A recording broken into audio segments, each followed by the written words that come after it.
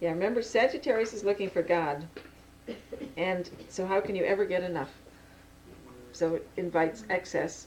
The more, whatever it is that you find set up as your ultimate value, you're going to do it and do more of it and do more of it and do more of it, trying to find God, the absolute. So the moon in Sagittarius can certainly turn food into excess. That's one possibility.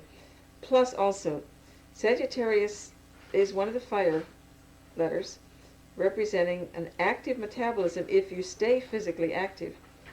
So very often people with strong Sagittarius are quite slender as long as they stay physically active.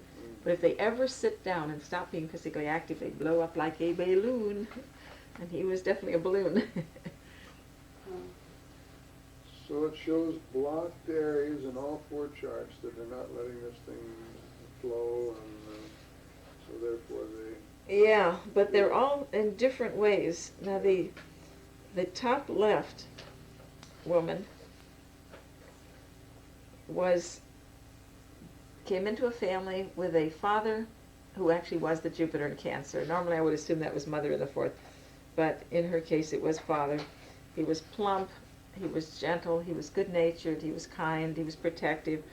He adored her and she adored him, you know, the kind of idealized father who was like a big teddy bear and loved her and just accepted everything about her. She was just could do no wrong, and mutual adoration. And mother was a martinet. Mother was the Aries moon, like, toe the line, kid. And mother continually put down father for being fat. Father was just plump, comfortable. But mother attacked him constantly for being fat and held her will over this child as long as she was a child. She refused to let her eat very much because she would get fat like father. So she literally kept the child hungry a lot of the time. Of course, the minute she got out from under mother's control, she ate and she got fat. Identified with father, and she imitated father and she ate and she got fat. So, what did she marry? Aries moon, Mars in the 8th. She picked a husband like mother, who put her down for being fat. Not only that, she had about 6 kids. Jupiter, if it goes into values into family, can have a large family. And all of the males in the family took after father and attacked mother for being fat.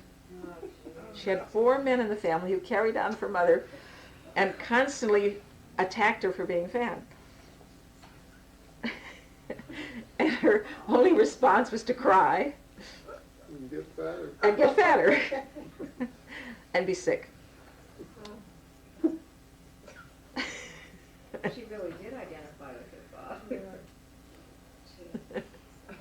Yeah, and then she carried on the self-torture by multiple ways. Just got rid of one attacking mother and got 4 males that did the same thing.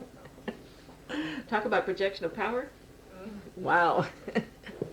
I wonder, I mean, could you say that, I mean, maybe this is carrying it too far, but could you say that her subconscious was at work in giving her those sons?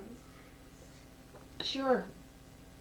If we expect too much of ourselves, remember, it's her Mars and it's in Sagittarius. It's her Aries and it's in the 12th house. It's her Venus, also ruling the 1st house, that's in the 9th house. Do you think She's saying, I ought to be perfect. I ought to be thin. I ought not to be fat. Do you think She can't do it herself, So she attacks someone else, who agrees with her that she ought to be different than she is, that she's not good enough. And when we accept ourselves and say, I am okay, then we either stop attracting people who are critical or it doesn't bother us anymore. Do you think parents choose their children as much as children I think choose it's a their parents? mutual attraction. I don't use the word choose because for most people that means conscious choice. And I think we get what we've earned, but we don't consciously know enough to do it. I think somehow it happens, and I don't know how. But I think it's only when we are pretty old souls that we get really any conscious choice. We just are attracted in where we fit. We get our little carbon copies out there.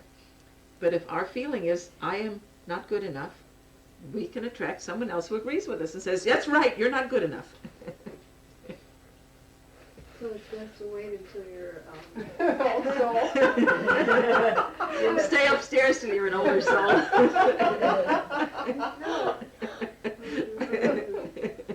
it's best to wait until you're more along the line in self-actualization to have your children, Well, supposedly. 'Cause maybe that. If you have them, But if you can get yourself together, then you can have kids who are pretty together.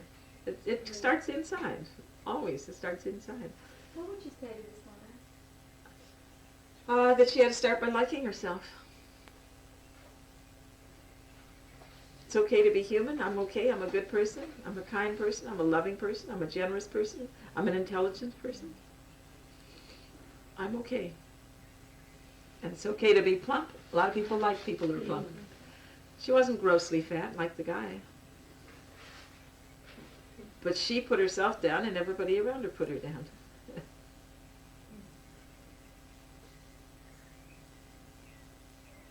what does it mean when you have north and south nodes and 6 and 12? Some kind of conflict between Virgo and Pisces.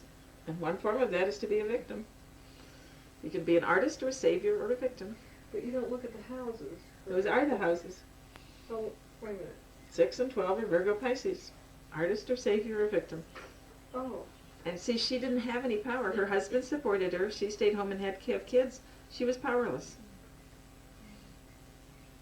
All the power was in his hands. And the boys when they grew up.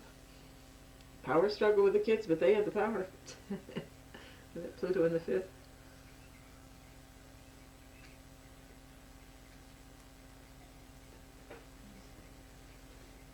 So at the time I saw her, her kids were fairly well grown by that time. It was a few years back now, but she still didn't really have any power in her own hands. She was a spiritual person, an intelligent person, an idealistic person, a well-meaning, good person. She only wanted to live and let live, and felt like she was always the low man on the totem pole, and everybody sat on her. And we have to let the world do that for the world to be doing that.